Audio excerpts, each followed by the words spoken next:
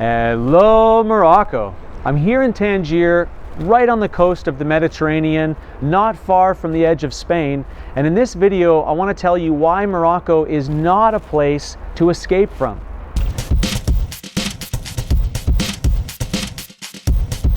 Last September, a 20-year-old woman named Hiit from Tétouan was killed while trying to cross the Mediterranean to immigrate to Spain. Now, I don't know her specific circumstances or why she felt compelled to risk her life to get to Europe, but I do know she was a young university student studying law with her whole life ahead of her, and I'm sure she felt that if she could get to Europe, she would have a better life. Maybe she looked across the ocean and she thought, over there, there's more money, there's more opportunity, there's more freedom, there's more jobs. I can have a better life if I can just get across the strait. But is that true? A few years ago, I moved from Canada to Morocco, and I often get the question, why would you do that? Why would you leave Canada to move here? I do not like this attitude. I don't like this question. I don't like this perspective, because it's implied that life is so much better in the G20. Life is so much better in the G7. If we could only escape Morocco and get to these other countries, life would be so much better. We have an expression that the grass is always greener on the other side of the fence, and I want to unpack that a little bit. I want to share with you reasons why the grass isn't so green on the other side of the ocean. You need to recognize that every country has problems and every country has strengths. You can find great things in Morocco and you can find things that we need to work on. In the same way, you can find things that need to be worked on in Canada, in America, in the UK, in France. The grass isn't as green as it appears from this side of the ocean. Now, if you do immigrate, if you do move to one of these other countries, there's a lot of challenges that you face. I'm speaking from experience as an immigrant in Morocco. One is the language. Now, even if you speak English, even if you speak French or Spanish and you think, I'll be fine when I get there, the truth is your accent will immediately betray that you're not a local. There's expressions that you may not know and subtleties and humor. And when you're speaking in your second or third or fourth language, it's challenging and it puts a gap between you and those around you.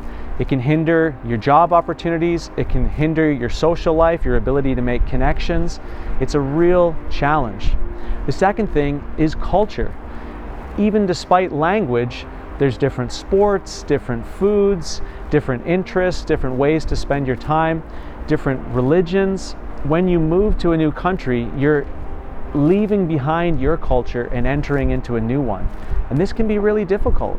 This can bring a lot of feelings of isolation and loneliness. There's so many things that you miss about where you come from that you have to leave behind. The third thing is that often your qualifications don't transfer. When you move to a new country, you start from scratch. You don't have a network, you don't have a history. I've met people in Toronto who were professionals in the nations where they came from, but in Toronto, they were only able to work in restaurants or to drive taxis. They had to demote themselves. They had to go down the ladder and start from the bottom in order to live in a new country. These are some of the challenges of immigrating. It may look beautiful, it may look like life is perfect, and if I could just make it over there, everything will be great. But the truth is, it's not as easy as it looks, and the grass isn't always as green as it appears. Now let's talk about why the grass is green here in Morocco.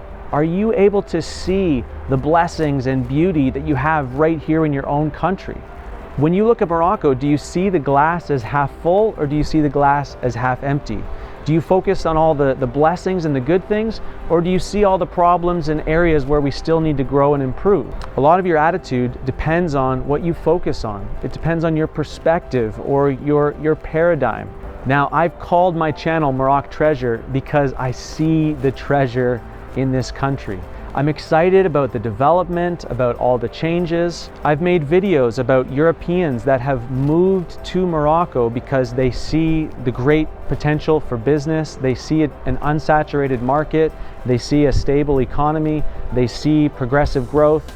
You know, I'm here in Tangier. I woke up in Casablanca. I took the high-speed train here in 2 hours and 10 minutes. Incredible infrastructure. Just down the coast here, you've got Tangier Med Port, one of the biggest ports in Africa. Morocco's got incredible highways, airports. They're competitive in many industries. They're becoming a world leader in solar energy. From a business perspective, there's a lot of opportunity here in Morocco. Can you see it? Or are you blind to the grass being green here? Surveys tell us that a high percentage of young Moroccans look across the ocean and think that is the path to a bright future.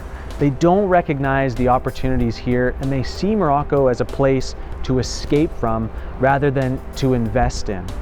Now, this is damaging to the future of Morocco. We have a phenomenon called brain drain, where young, ambitious, and educated Moroccans are immigrating. They're exiting the country and flooding into the West.